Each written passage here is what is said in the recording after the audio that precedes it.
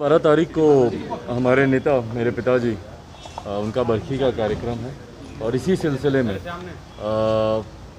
मैं हर एक जगह जाकर व्यक्तिगत तौर पर यह निमंत्रण दे रहा हूं, क्योंकि हमारे नेता की खूबसूरती ये थी कि उनका व्यवहारिक संबंध और व्यक्तिगत संबंध उनका हर किसी के साथ बहुत मधुर थे, बहुत खूबसूरत रिश्ते थे।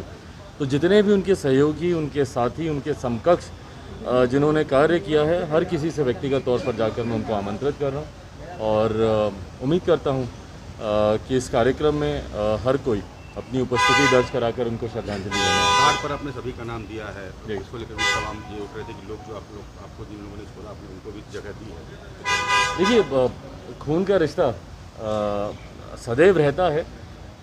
किसी विषयों पर ज़रूर आपके मतभेद हो सकते हैं, पर मेरे पिताजी के निधन के बाद और ख़ास तौर पर मेरे छोटे चाचा जी का निधन मेरे पिताजी के निधन से पहले हुआ था। परिवार में सबसे बड़े वही हैं और उस नाते मेरा उत्तरदायित्व बनता है। मैं छोटा हूँ, बड़े हैं, मुझसे नाराज़ हो सकते हैं, मुझसे नाराज़गी रख सकते हैं, मुझे अपने से अलग कर सकते हैं, पर क्योंकि मैं छोटा हूँ मेरा ये उत्तरदायित्व बनता है। मेरे संस्कार यही हैं जो पिताजी ने दिए, मम्मी ने दिए। मेरे संस्कार यही हैं कि कम से कम मैं अपने तमाम दायित्वों को, फ़र्ज़ों को पूरी तरीके से निभाऊँ और इसीलिए कार्ड पर उनका नाम बनता था, मेरे भाइयों का नाम बनता था और ना सिर्फ नाम बनता था बल्कि व्यक्तिगत तौर पर भी, क्योंकि ये पारिवारिक कार्यक्रम है तो व्यक्तिगत तौर पर भी मैं उनसे मिलकर उनको आमंत्रित करके। जी, 12 जनपद पर जो प्रतिमा लगी उसको लेकर जो विवाद खड़ा किया जा रहा है, देखिए उस विवाद का कारण मुझे नहीं पता। भाई वो मेरे नेता रहे हैं, मेरे पिता हैं, और अगर उनकी प्रतिमा अगर मैं लगा रहा हूँ, कल को तो आप कहेंगे कि भैया आपने उनकी तस्वीर क्यों लगाई अपने घर में, या उसकी तस्वीर पे आप माल्यार्पण क्यों कर रहे हैं उनकी तस्वीर पे। तो ये किस तरीके का विवाद है मेरी समझ के परे है। उनकी प्रतिमा सिर्फ उनके आवास पर ही नहीं बल्कि बिहार के हर ज़िले में लगेगी और आज की तारीख में सरकार की इजाज़त से ही मैं उस आवास पर रह रहा हूँ, इसलिए ये प्रतिमा वहाँ पर है। कल को जहाँ पर भी मैं रहूँगा उनकी प्रतिमा वहाँ पर लगेगी।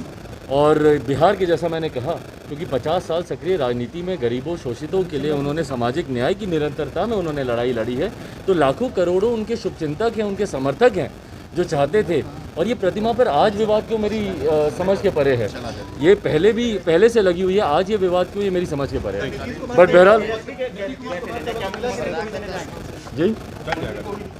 जी बिल्कुल, मैंने उनसे मिलने का समय मांगा है, समय मुझे मिला नहीं और जब समय मिलेगा मैं ज़रूर मुख्यमंत्री जी को भी व्यक्तिगत तौर पर आमंत्रित करने जाऊंगा। अभी मैं जानकारी में दे दूं, मैं सदाकत आश्रम में जा रहा हूं। जिस तरीके से आदरणीय स्वर्गीय सदानंद जी का दुखद निधन हुआ, उस पर मैं अपनी तरफ से, अपनी पार्टी की तरफ से उनको श्रद्धांजलि अर्पित करता हूं। उनके परिवार वालों को अपनी तरफ से अपनी संवेदनाएं प्रकट करता हूं और जो क्षति हुई है यकीनन उसको कोई पूरा कभी नहीं कर सकता, पर उम्मीद करता हूं कि उनके विचार, उनके आदर्श सदैव आने वाली पीढ़ी को अपना मार्गदर्शन